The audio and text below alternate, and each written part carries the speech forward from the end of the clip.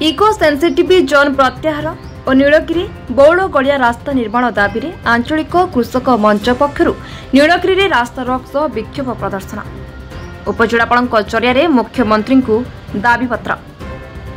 आज सकाळ 10टा बेले आंचलिक कृषक मंच सभापति रामचंद्र बेहरा नेतृत्व में सह जनसाधारण तृतीय श्रीक्षेत्र जगन्नाथ मंदिर को एक पदयात्रा बाहरी बाईपास छक बसस्टाण्ड ठारे सकाळ 10टारू पूर्वाह्न 12टा पर्यंत रास्ता रोक करने सह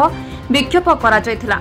पर आंचलिक कृषक मंचर सभापति रामचंद्र बेहरा अध्यक्षतार एक प्रतिवाद सभा अनुष्ठित होता। एथिरे कमिटीर उपसभापति उमाकांत मल्लिक, संपादक निहारंजन जेना, वर्षियान कृषक नेता कैलाश चंद्र पंडा, बाउंस बणिया सरपंच निरंजन बारिक, सीपीआई जन संपादक विजय कुमार सह अवसर प्राप्त सेना कर्मचारी जगेश्वर बेहरा, आईनजीवी गौरहरी बेहरा, अजय कुमार पट्टनायक, अनिरुद्ध नायक, कृषक नेता प्रभाकर महापात्र, अनिरुद्ध बेहरा, अवसर प्राप्त शिक्षक रवि नारायण जेना, श्यामसुंदरपुर समवाय समितिर पूर्वतन सभापति कमलाकांत बारिक, सरपंच पुरस्तम सेठी, नारी नेत्री अरुणा बारिक, गायत्री पंडा, आदिवासी नेता जगन्नाथ टुडू, बहादुर सिंह, प्रताप चंद्र सिंह प्रमुख निज निज वक्तव्य आगक नीलगिरी गणपर्व रथयात्रा थिबारु प्रशासन नीलगिरी बौड़ गड़िया रास्तार पुनर्निर्माण सहित हाथी उपद्रव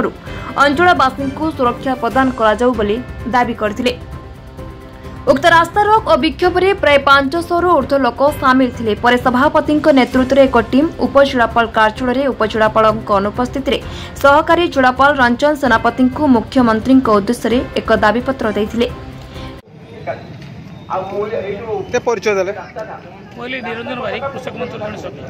आज रास्ता रोक कले राली करी आसले उद्देश्य कहले आम रास्ता रोक विक्षोभ कर रास्ता विक्षोभ कर जो केंद्र सरकार ये जो इको सेंसिटिव जोन घोषणा कर इको सेंसिटिव जोन की बर्तमान 204 गाँव को जो गाँव में कि हजार हजार लक्ष लक्ष लोक बसवास कर विशेषकर आदिवासी संप्रदाय लोक अधिक अच्छा तेणु यही अंचल को सरकार जो इको सेंसिटिव जोन घोषणा कर इको सेंसिटिव जोन जो भयावह आईन व्यवस्था अच्छी आम अनुभव कर आज कार्यकारी है ना किंतु कार्यकारी न हवा पूर्व जो भाव पशु मान आक्रमण होती भाव में पशु मैंने अत्याचार कर मनुष्यों डेली डेली मनुष्य तार शिकार हो इको सेंसिटिव जोन आईनगत भाव में कार्यकारी न हवा पूर्व जो भाव में समस्त उन्नयनमूलक कार्य ठप कर नीलगिरी बड़गड़िया रास्ता जमी अधा पंतरिया कार्य बंद कर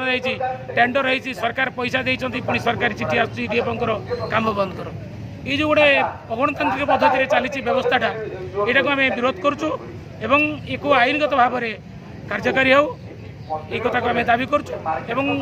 जो गरजात मर्जर समय जो आईन होता जो रजा समय जो भारत सरकार चुक्तिबद्ध होते नीलगिरी जंगल जात द्रव्य नीलगिरी प्रजा उपभोग कर आज तो सी रही पार भोग कर कौन आज देखो से पहाड़ कर रोकवा लोक मैंने आदिवासी लोक मैंने जो मैंने भारत वर्ष प्रथम गरजात मर्जर करते रही पारना